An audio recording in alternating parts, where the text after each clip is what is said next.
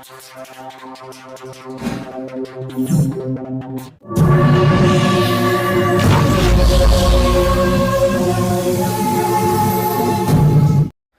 Students, एक नई copy के साथ मैं आप सभी के सामने हूं और ये जो है मूल्यांकन के दौरान कॉपी में क्या मिस्टेक है। कक्षा 10 की ये बोर्ड पेपर की कॉपी है। बोर्ड स्टूडेंट अपीयरिंग स्टूडेंट हैं, तो इसमें कुछ कमियां हैं, उसको मैं दिखाऊंगा। जैसे मैंने इंडिकेट किया था बच्चों को कि आपको यदि कोई रफ़ कार्य करना हो तो कहीं ना कहीं आप रफ़ कार्य करिए, लेकिन यहाँ आपको लिखना पड़ेगा ये रफ़ कार्य।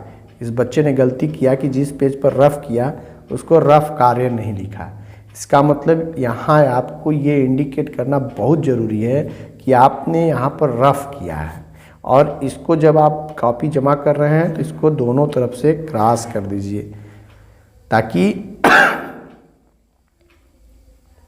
ये स्पष्ट रहे कि ये पेज चेक नहीं करना है। और बच्चे गलतियाँ यही करते हैं कि इसको छोटी चीज़ समझते हैं, जबकि ये बहुत ब्लंडर है और ये कॉपी का नेगेटिव इम्पैक्ट है। एग्जामिनर के ऊपर इसका नेगेटिव इम्पैक्ट पड़ता है। तो आइए हम क्वेश्चन चेक करते हैं। ये क्वेश्चन नंबर 1 का ए का ये 1 नंबर का था, ये भी ठीक है। मेथड कैन रेज, ये भी 1 नंबर सही है। ये 2 नंबर का क्वेश्चन है। Conservation is rain water harvesting, ये भी 2 नंबर का क्वेश्चन सही है। इधर आइए हम देखते हैं राइटिंग स्किल पर। तो राइटिंग स्किल में ये जो है ये लेटर है। यहाँ देखिए ये गलती क्या किया बच्चे ने कि यहाँ पर क्वेश्चन का नंबर ही नहीं डाला कि ये कौन सा क्वेश्चन, किस क्वेश्चन का ये आंसर है। बहुत ब्लंडर मिस्टेक है, क्योंकि अब ये क्या होगा कि ये जब आपने क्वेश्चन मार्क ही नहीं किया कि किस क्वेश्चन का आंसर यहाँ लिखा जा रहा है, तो एग्जामिनर चेक करते समय किस क्वेश्चन पर आपको मार्क देगा। जैसे इस पेपर को देखिए, तो इस पेपर में ये क्वेश्चन नंबर है, क्वेश्चन नंबर ये है 2, यानी यहाँ लिखना था ये आंसर ऑफ क्वेश्चन नंबर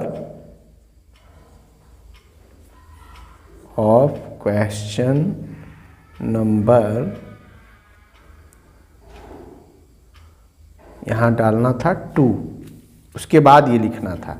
तो इससे क्या होता है कि ये पता चलता है। यहाँ न लिखने की वजह से ये गड़बड़ हो सकता है कि हो सकता है एग्जामिनर का ध्यान न पड़े तो इस पर मार्क ही न मिले और आपका मार्क छूट जाएगा। बाद में फिर आप इसको चेक करवाएंगे, रीचेक होगी कॉपी, फिर होगा, बहुत ढेर सारी समस्याएं हो जाएंगी।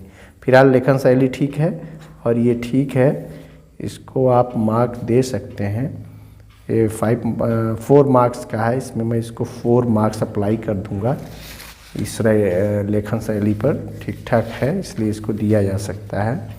नेक्स्ट देखिए यहाँ माई टाउन या सिटी पर लिखा गया, ये ऐसे है। Question number 3, the name of my town is Robertsganj, it is very famous town, many people live in their and.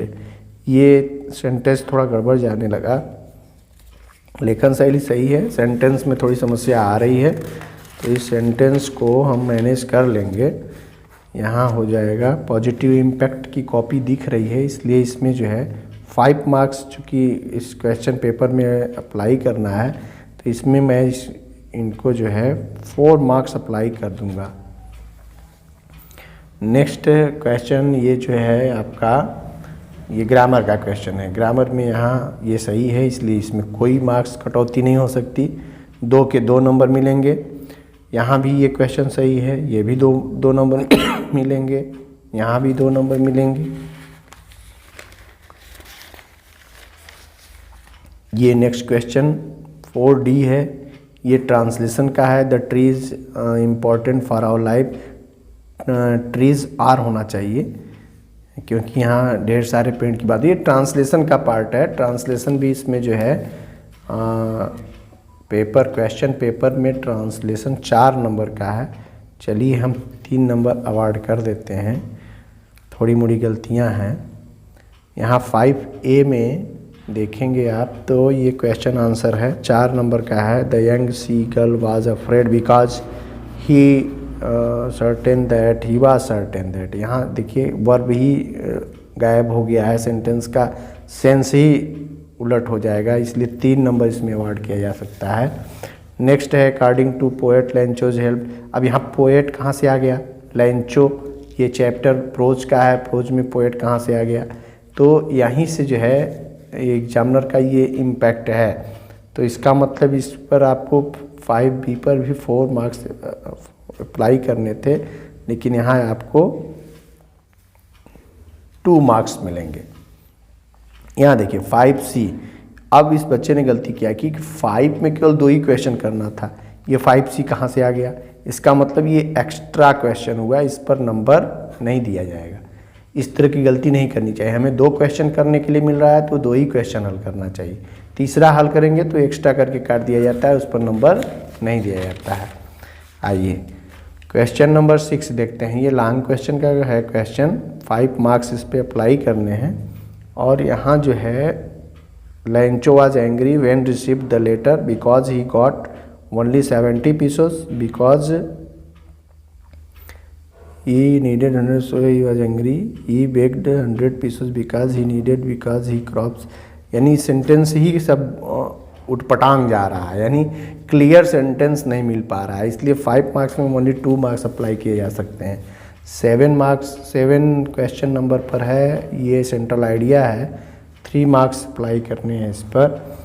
तो the poem composed by Ravan, sentence बहुत ध्यान देंगे, ये बात आपको ध्यान देनी होगी कि अंग्रेजी में यदि अच्छे मार्क्स चाहिए तो आपको इसमें जो है निश्चित रूप से सेंटेंस, स्पेलिंग, वर्ड मीनिंग, ये सब आपको ध्यान देनी पड़ेगी। यदि आप इन सब चीज़ों को ध्यान नहीं देंगे तो आपके मार्क्स जो है वो ज़रूर प्रभावित हो जाएंगे।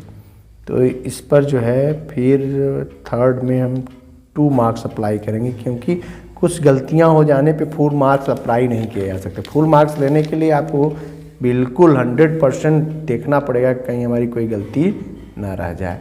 यही है क्वेश्चन आंसर लिखने में। ग्रामर के क्वेश्चन में ऐसा नहीं होता, लेकिन इसमें जो है फुल मार्क्स लेना है आपको, तो आपको गलतियों से बचना पड़ेगा। आइए नेक्स्ट है 8 नंबर क्वेश्चन पर। तो 8 नंबर क्वेश्चन में ये भी 4 मार्क्स का है, केवल एक ही क्वेश्चन इसमें भी करना है। Anil was chosen by Hari Singh as, तो ये जो है 4 मार्क्स का है। He was a writer, he salary was good, Anil was 20 years old, जबकि क्वेश्चन कुछ और है। Why was Anil chosen Singh his new victim. तो खैर सेंस जा रहा है, इसलिए इस पर भी 3 मार्क्स अप्लाई किए जा सकते हैं। क्वेश्चन नंबर 9 लॉन्ग क्वेश्चन के रूप में है सप्लीमेंट्री का। In the beginning the house hold dogs found tricky was boring because tricky was very fat and lazy, जबकि क्वेश्चन क्या है कि इन द बिगनिंग। हाँ ठीक तो है, क्वेश्चन का आंसर तो सही जा रहा है, नो डाउट। इस पर भी 5 मार्क्स में हम 4 मार्क्स अप्लाई कर देते हैं। Mention advantage of rain water harvesting, 1D का क्वेश्चन देखिए, 1D यहाँ आ गया, जबकि 1 क्वेश्चन जो है वो पहले ही सबसे पहले 1 जो है क्वेश्चन हल किया गया था, और इसका जो है C तक हुआ था, D नहीं हुआ था। तो D निश्चित रूप से सही है, यहाँ भी किया जा सकता है। तो ये आपका जो है 1D यहाँ आ गया। इसका मतलब ये जो है मेंशन क्वेश्चन क्या है, इसमें mention advantage of rain water harvesting. तो अब ये जो क्वेश्चन जिससे शुरू हुआ वहीं से आंसर शुरू हो गया, इसका मतलब हो गया कि ये मिसलीडिंग आंसर है, यानी ये आंसर सटीक और सही नहीं मिला। तो बच्चे ने ऐसे ही लिखने का प्रयास किया, तो कुछ लिखा, तो इसके लिए 1 नंबर इस पर दिए जाएंगे, 2 के 2 पूरे मार्क्स नहीं दिए जा सकते। तो ये है, मैं एक पूरी कॉपी चेक करके आपको दिखाने का प्रयास कर रहा हूँ कि आपकी गलतियाँ मैं कैसे ढूंढ रहा हूँ और किन चीज़ों पर आपके मार्क्स में काट रहा हूँ और किस चीज़ पर प्रभावित होकर आपके मार्क्स दिए जा रहे हैं। ये एक एग्जामिनर की ही परख है, मैं ऐसा नहीं कि ये मैं व्यक्तिगत रूप से अपना दिखा रहा हूँ। हर एग्जामिनर इसी तरह से चीज़ों को देखता है और उसी के आधार पर मार्क्स देता है, क्योंकि सारे बच्चों को जो है मूल्यांकन करना है सारे बच्चों का, उसमें कहीं कोई भी बच्चे के साथ अन्याय न हो, ये हम एग्जामिनर्स की ड्यूटी होती है। तो हम सभी जब बोर्ड की कापियाँ चेक करते हैं तो ये छोटी छोटी चीज़ों को हम ध्यान देते हैं और इन चीज़ों को देख करके मार्क्स अप्लाई किए जाते हैं।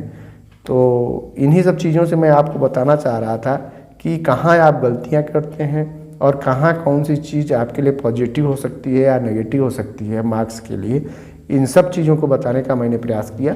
उम्मीद है कि आप सभी के लिए हेल्पफुल होगी।